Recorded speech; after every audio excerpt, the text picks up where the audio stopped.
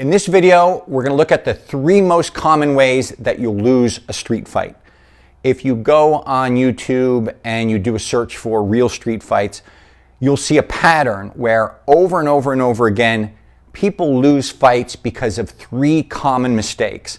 And it's really important to know what these are so that you can prepare for them and try to defend against them. Without a doubt, the most common way that you're going to lose a street fight is that you're going to get punched in the face.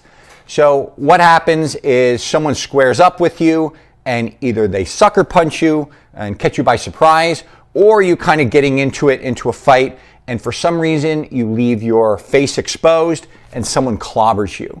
Now, there's a number of ways that they can take you out. They can hit you square on the nose, which is really painful and can make you dizzy and fall. They could hit you right on the chin, which is called the button in boxing, which is a great way to knock someone out. They could also come around the side and hit you anywhere along the jaw. Anywhere from the ear to below the ear, along the jawline, up to the chin. These are all extremely vulnerable targets because it can turn your head rapidly and that can cause a knockout. There are other places too where you can get hit. You might get hit on the temple, but pretty much anywhere on the face or along the jawline is enough to end the fight for you. So your first rule in getting into a fight and defending yourself is you need to protect your face. And what's important is you need to understand that my face is vulnerable from my nose to my chin to my ear, like this area here.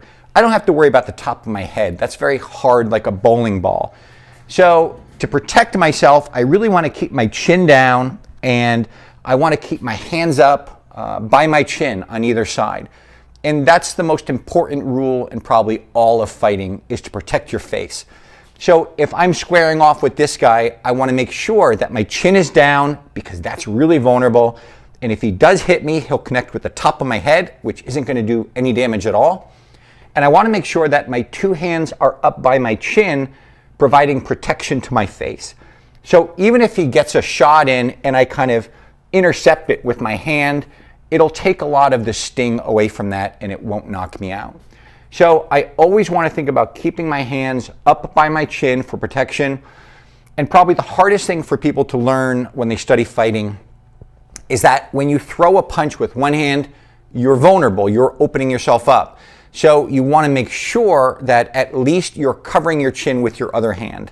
So if I'm here and I throw this punch at you, this hand stays by my chin, right? It's like I'm answering a phone. So I never drop that hand like that, which we have the tendency to do. I always want to make sure I keep that other hand up, and I want to think about keeping this shoulder up on the punching hand so that this provides some protection on this side and this hand is providing cover on that other hand. So if I'm throwing a hook, I don't drop that other hand. I'm throwing a hook and I'm keeping this hand up like this. So this shoulder is protecting this side of my face and this hand is protecting this side of my face. And this is just a fundamental rule that the more you practice it, think about whenever you punch, the other hand is there to cover. That's key, and that'll help you from getting punched in the face and losing a fight that way. The second most common way that people lose a fight is that they get taken to the ground.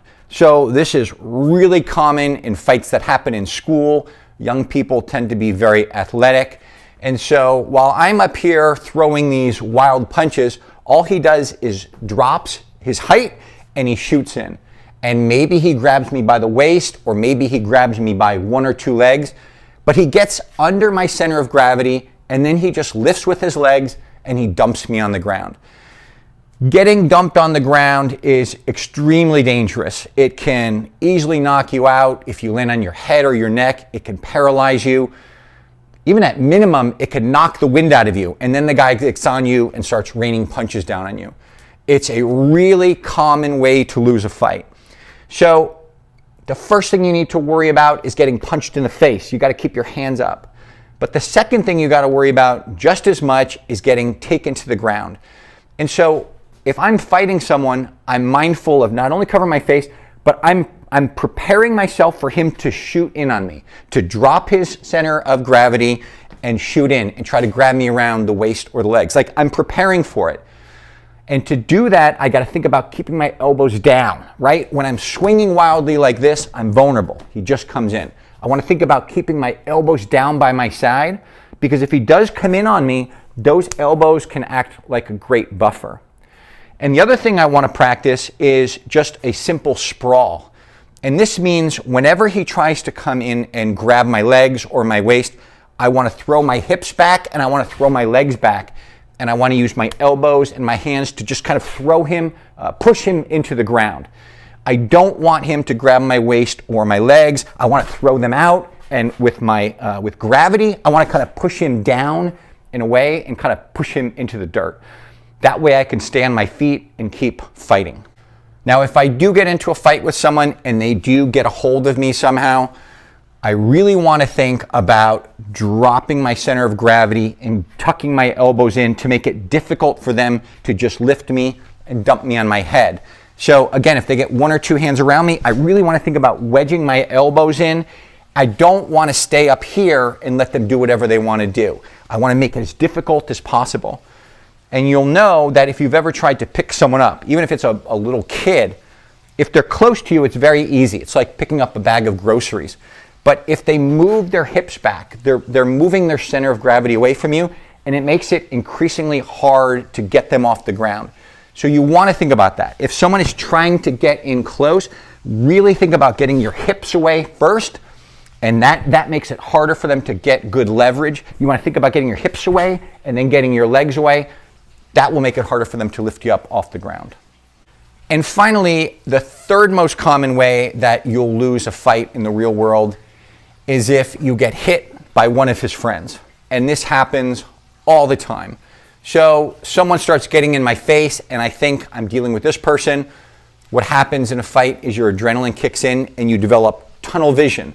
So I become hyper-focused on this guy in front of me and completely unaware of everything else going on around me.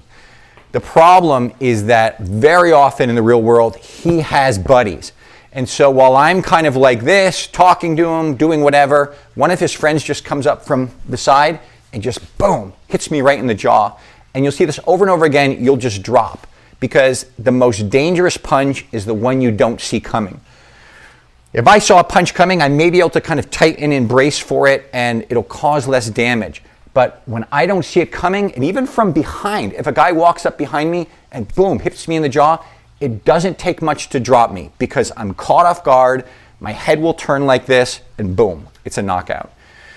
So because of that, the third thing you need to watch out for in a fight is other people, his friends. Even if you don't see them at first, just assume that he's got friends who can jump in at any moment. So just to review, the three most common ways you're going to get beaten is you're going to get hit in the face, you're going to get taken to the ground, or you're going to get knocked out by one of his friends. So what do? If you ever have to get into a fight, and again, I don't recommend it, you should always do everything you can to avoid a fight. But if you do get into a fight, the first thing I want to do is I got to keep my hands up by my chin all the time. I want to drop my head, keep my hands up. This is going to protect me from the most common way I'll get knocked out by getting punched in the face. Keep your hands up. The second thing I want to do is I want to keep my elbows down and I want to think about sprawling if he shoots in on me.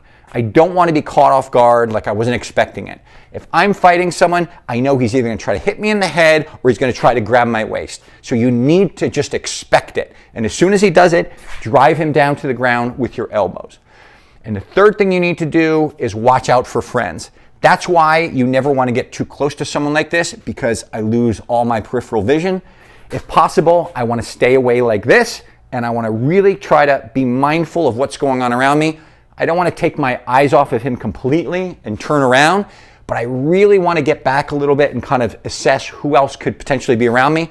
And then when I do get into a fight with him, the second I could buy myself a little bit of freedom, maybe I knock him down, I want to really check again my surroundings because if I knock him to the ground and I just stand there, that's when his friend might clobber me. So again, fight the guy when you need to, but you always want to be mindful of your environment. And the second you have a chance to quickly scan the environment, do that so you don't get sucker punched.